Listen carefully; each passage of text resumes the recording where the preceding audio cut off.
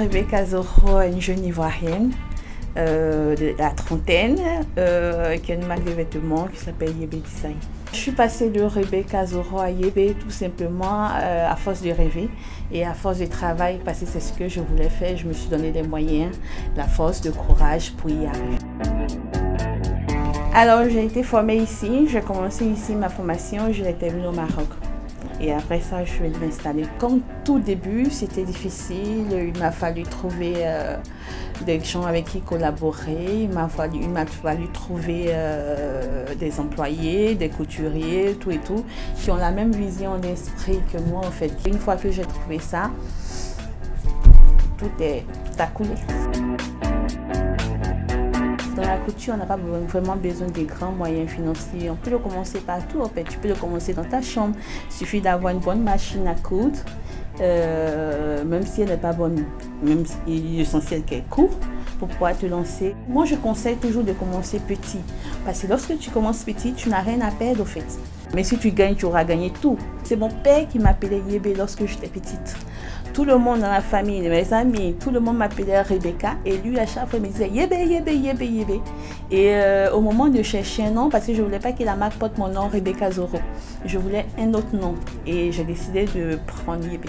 C'est un hommage à mon père que j'adore énormément. La spécialité de Yébé, c'est ses coupes, au fait. C'est ça, en fait. C'est ses coupes et c'est l'assemblage des coupes. Parce que Yébé se veut la femme vraiment élégante, la femme distinguée, la femme dans l'air du temps. Si je dois décrire la femme Yébé, elle est modèle, elle est classe et elle a du chic. Je suis créatrice de mode, je crée la tendance. Beyoncé devait se rendre en Afrique du Sud et elle voulait porter des vêtements des créateurs africains en un mot. Et c'est comme ça que j'ai été contactée par son équipe. Et ils ont contacté mon équipe aussi de communication et la liaison s'est faite, on a envoyé la tenue, elle a aimé, elle nous a envoyé ses mensurations, on a confectionné la tenue pour elle. Et tout s'est passé en une semaine d'intervalle. Une semaine, elle a reçu la tenue, une semaine plus tard, elle était en Afrique du Sud, une semaine plus tard, elle portait. Ah ouais, c'était un rêve qui se réalisait, c'était incroyable. Je me souviens très bien de ce jour-là, je suis en train de dormir et il y a ma chargée de communication qui m'a appelé pour me dire « Ah Rebecca, tu as vu la tenue, tout et tout » elle m'a envoyé les images. Après ça, j'ai plus eu le sommeil, je suis restée là, c'était incroyable. Mon téléphone n'arrêtait pas de sonner, j'avais des notifications un peu partout. C'était extraordinaire. Ça montre un peu l'image vraiment que j'ai de Yébé. Je ne veux pas que Yébé soit une marque typiquement ivoirienne, typiquement africaine. Il faut croire en soi, il faut croire à son savoir-faire. Et en ce moment, la Côte d'Ivoire nous offre plein d'opportunités.